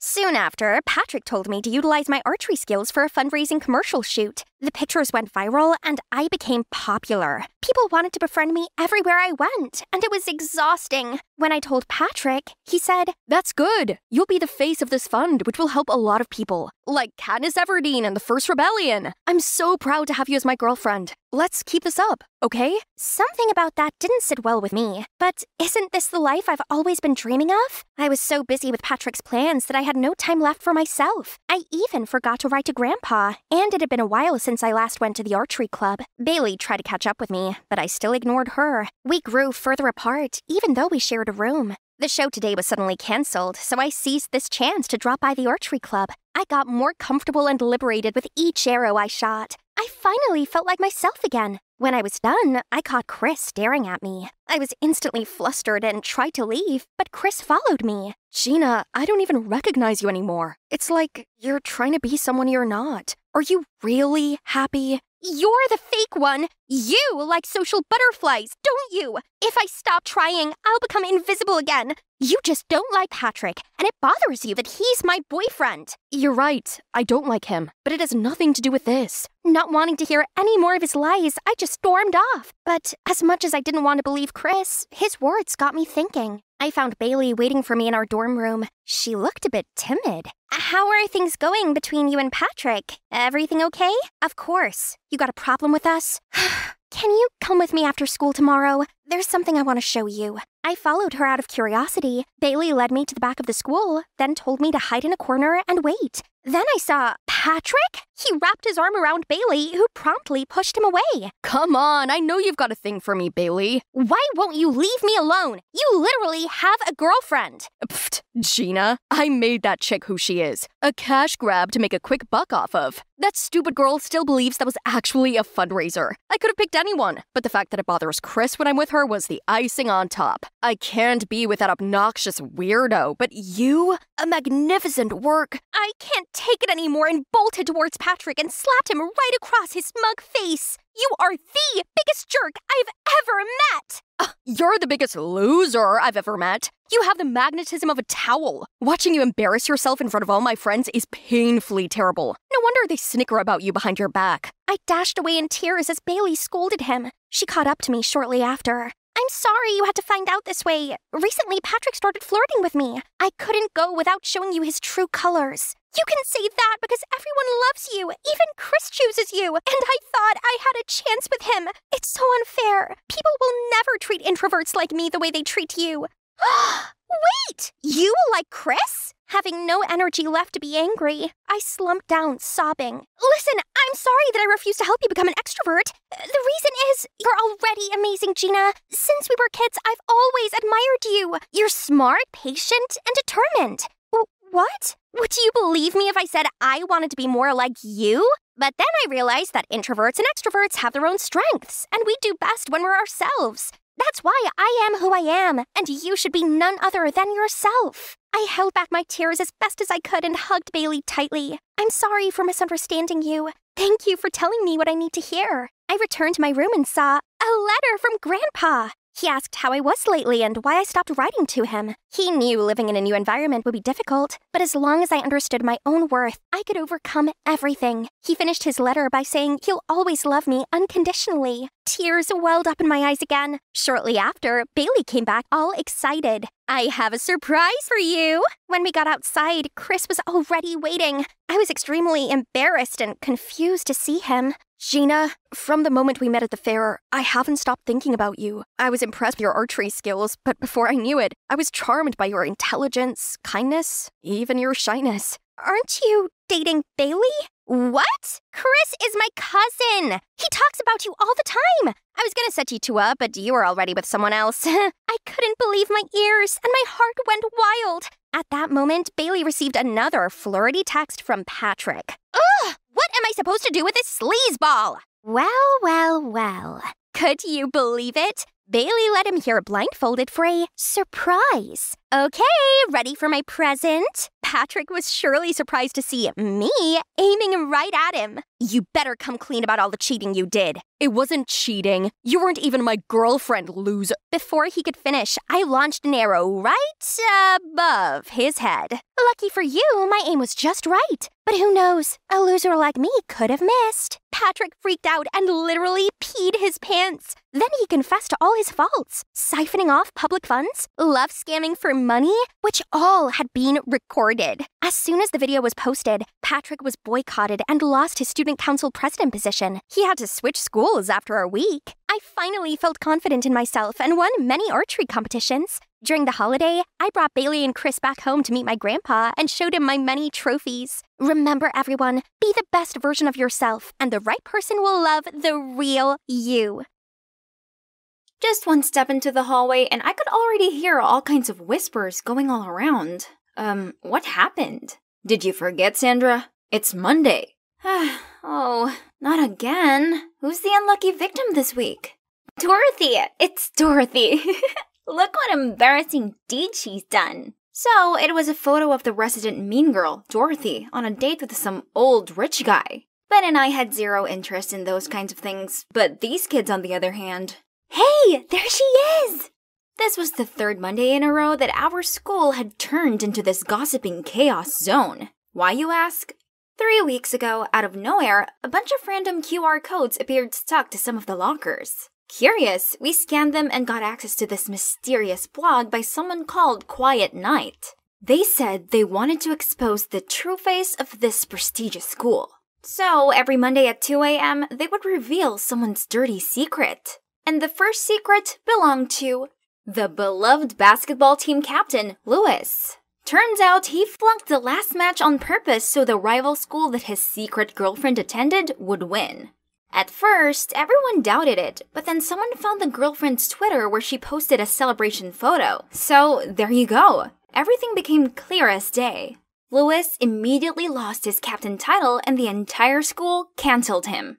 While everyone was still buzzing with that, already came the next Monday secret. It was Mr. Worthing, our popular math teacher. His classes were known for their top performances. But as it turned out, he had always accidentally leaked the questions to his students before every exam. The rumor reached the principal, and he immediately had people look into it. Unfortunately, it was true, so Mr. Worthing was fired. And as you've heard, little Miss Dorothy was the third unfortunate victim. To be honest, she definitely hadn't been the nicest girl. She's a nightmare to all the new kids especially. So when her shameful secret was revealed, everyone seemed to be somewhat satisfied and talked about it non-stop. My BFF, Mary, was no exception, as Dorothy was a rival for her queen bee status. At lunchtime, we arrived at the cafeteria, but weirdly, nobody lined up to get lunch. They were all looking around at something. Turns out Dorothy was here too. She's sitting alone at a table. Not wanting to miss an opportunity to taunt her longtime rival, Mary rushed straight over there. "What's wrong? Your bald lover didn't take you out to lunch today?" As soon as those words came out of Mary's mouth, everyone burst out laughing. Benjamin and I had to drag Mary out of there right away to avoid any calamities. "What are you guys doing? I'm not done yet." "This isn't cool. Let's just stay out of it." "What? She deserves it. You know the clearest what a horrible person she is, Sandra. Or have you forgotten how she picked on you?" Well, it's true. I was also one of Dorothy's victims when I just got here. Ben and Mary were the ones who stuck up for me. That's also how our precious friendship all started. Ever since then, we've been the iconic trio of the smartest kids at school. Pretty sweet, huh? However, the recent dramas have undeniably affected our studies. It's like students are coming here just to gossip, and they keep chatting in class, making concentrating extra hard. Monday mornings became the biggest event in school. Everyone looked forward to it, guessing who's the next chosen one, as the embarrassing secrets continued seeping out. How Justin looks cool chewing his gum all the time, but he actually does this to mask his bad breath problem. Hardworking Julia bought her essays off the internet. The parking lot car spray painter turned out to be none other than Goody Two-Shoes Brandon. It became apparent that any one of us could be next. So people started to panic, praying that their name wouldn't be mentioned. Every Monday morning, I arrived at school to see everyone looking like zombies, cause they'd all stayed up all night waiting for the Quiet Nights post. The mystery blogger had to be one of us to know all kinds of personal secrets like this, so everyone became extra cautious of each other. It's a mess, and this has to stop. We needed to figure out who the Quiet Night was and stop this, but Mary wasn't convinced. "How are we supposed to find them? There's zero clue. Stop wasting time. Let's just focus on studying, Sandra. There's no way they didn't leave any trace. We just have to stand up together." "Nope. If you want to, then just do it alone. What's wrong with you? Weren't you usually the first one to avoid dramas like these?" "Because we could be next." "So what? I'm not scared. I have nothing to hide." Then she left in a sulky manner. Mary might not care, but I did. I spent the night trying to piece the clues together when my phone had a pop-up. Was it 2 a.m. already? Who could it be this week? I pressed to see. It's Mary! Oh no, is it about that thing? Yep, that's it. The secret about Mary's background has been revealed. Her parents aren't successful business owners, and of course, Mary is not a rich mistress like how she always acted like either. I accidentally found out about this when I saw her bargaining about the rent in front of a small house in the suburbs. When I asked Mary why she had to lie like that, she just got all defensive. What do you know? If people knew the truth, they would laugh in my face. I, of course, didn't want to hurt Mary, so I always kept it a secret. But now, everyone has found out in the worst way. The next day, Ben and I saw Mary walking toward us, looking exhausted, while everyone's eyes were on her. Yo, how'd you think she's able to afford those flashy outfits? Didn't that blogger say she always wears cheap secondhand clothes? Pathetic.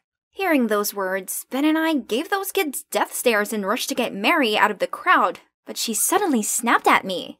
"Sandra, you're behind all of this, aren't you?" "Huh? What?" Mary, what do you mean? Why would I do that? You're the only one who knew my secret. If it wasn't you, who else could it be? You are the quiet knight. What she said quickly caught everyone's attention, and I felt everyone's curious eyes fixed on us. Mary, that's not right. Remember, it's Sandra who called on everyone to find the culprit. That was clearly a distraction to fool everyone.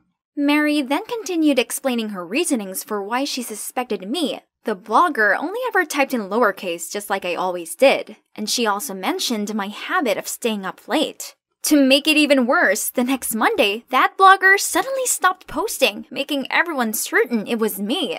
So I was instantly labeled a traitor to my friends and even a germ who raised hatred among students in this school.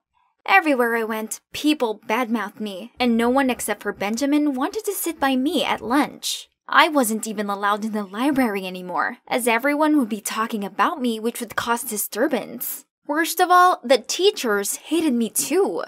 One time in math class, I volunteered to solve a difficult equation, but all I got back from the teacher was, "Sandra, if only you just used your intelligence for studying, not for messing up other people's lives." Then everyone heartlessly laughed at my face. The tension was draining me, so I went out to take a breather.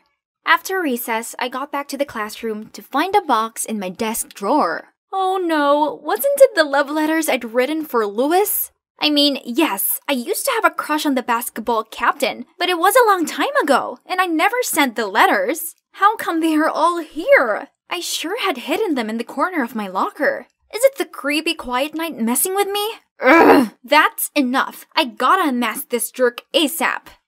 Who could it be? Who had the ability to spy on people undetected? I was trying to figure this out when a smug-looking Dorothy appeared. Geez, look at her. Can't believe she's the coward who destroys what she couldn't have. Too bad for Lewis that he ended up involved in this. Oh, such a pathetic little girl. Doesn't even have the guts to send any of the letters. Oh my god. Did they just say letters? What letters? What on earth are you talking about? There's no mistaking your handwriting. She showed me bunches of photos of my letters. Oh no, did she take revenge on me because she thought I was the snitch of her dating news? Not leaving me a chance to explain, they just laughed and continued mocking me. I couldn't face going to school and being tormented for something I didn't even do. So I faked being sick to stay home for a few days. But it's been a week and I still didn't feel better. Suddenly, there was a strange sound by the window. Turns out it was Benjamin. Sandra, please stop hiding away. You can't let them beat you. You're better than this. What else can I do? Everyone's convinced it was me. Follow me. I know someone who can help. Now, I was sitting in a cafe with Benjamin, and Max, an IT genius in our school. Benjamin insisted this guy could help identify the anonymous blogger. After just a few minutes of checking the IP, Max has been able to track it down. But, it led to Mary's place? No way. This makes no sense. I gotta talk to Mary. Calm down. Don't say a word about this to anyone for now. Just let me take care of it. I had no clue what Benjamin was planning. He said he would help me clear up the case, but nothing happened for days. Until now, he insisted I'd come to watch this basketball game. What's the point? It just gave others a chance to mock me further. While immersed in my thoughts, suddenly I heard someone's voice on the loudspeaker. It was Benjamin. Hi everyone, I'm sure you guys are tired of the Quiet Knight's blog by now, right? Yeah, at first, I just wanted to entertain you all a bit after boring hours of studying, but I guess it's no longer fun, huh? I'm sorry then, I'll stop now. Thanks for tuning in. What on earth is he doing? Now the entire sports hall was buzzing. Is it really you? Benjamin was about to reply when Mary jumped out. No, it can't be you. Stop wasting time protecting Sandra. How could you possibly know where her love letters were kept? Or about Dorothy's secret? So, you tell me, who knew those things then? Mary looked taken aback and confused. Then Dorothy appeared. It's her. It's her who gave me Sandra's locker key. What? So it really was Mary. I was still hoping that Ben's friend made a mistake somewhere instead, but... Why, Mary? I don't understand. Of course you don't. You're not in my shoes to judge. Turns out at first, Mary created the blog for the sole purpose of getting revenge on Lewis for being a cheater. He always told Mary that he wanted to date in secret to avoid peering eyes, but it was just an excuse so he could sneak around with other girls. Which is why this was news to both Ben and me. How about the math teacher? What has he ever done to you? He had no work ethic, so he deserved it. I always studied really hard, but he said that girls like me only ever cared about our appearance. He still thought my good grades were from copying these two. And you, Dorothy, it serves you right for the arrogant habit of bossing newbies around. Then she blatantly left the crowd as if she had nothing to do with the school drama all this time. I tried to chase after her, but I was stuck amid this angry crowd. There's still something she hasn't explained yet. The following days, Mary still went to school, but all of the other students isolated her. Benjamin and I tried to approach her, but she went out of her way to avoid us. So, after school, we decided to follow her. We saw her going to the cafeteria, but not to buy things, but to help the lunch lady clean up. Mary, stop being like this. You've still got a friend in me, but don't you think I deserve an explanation too? She then finally sat down and talked to us. Mary would have stopped after exposing the 3 people she hated, but when she saw everyone eagerly waiting for the news every Monday, she found it interesting and continued to bring up other embarrassing things. But then, when things started getting serious, she panicked and looked for someone to blame, and that person was me! Because I was the one who first came up with the idea of tracking down this anonymous blogger. Furthermore, she was angry with me for finding out her secret. Envious because I got better grades than her, and jealous because I was closer to Ben than she was. Mary admitted she felt outshined and left out. So, you decided to expose your own secret you kept for so long just to frame me? Do you hate me that much? No, Sandra, it's not like that. I'm really sorry. As for that secret, I had tried to act like a hot girl from a rich family just to be worthy of that jerk Lewis. But since I know he's a bad guy, there's no point of keeping that secret anyway. Ben and I leaned over and hugged her, saying it was all okay. As long as we are honest from now on, we'd be able to sort everything out. After that, we helped Mary clean up the messy tables in the cafeteria. And can you believe it? The lunch lady is actually Mary's mother. She was the one who unintentionally told Mary all the petty secrets that everyone gossiped about while getting lunch. Mary has always hidden the fact her mom's the lunch lady, but after being exposed and boycotted, she gave up and decided not to try hard for the popular girl title anymore, but just to be herself. I knew that this was hard for Mary, but deep down she has a good heart, else she wouldn't have befriended me when I first started at this school. Living up to the expectations of being the school's it girl must have been exhausting. It's been a semester full of drama, hasn't it? Phew, lucky it's almost over. Now we're in a hurry to revise all lessons together to prepare finals week. We still compete with each other a lot, but this time it's fair and square. The 3 of us already decided that whoever gets the lowest score will have to take the other 2 out for dinner. Free food, here I come, as I definitely am not going to lose.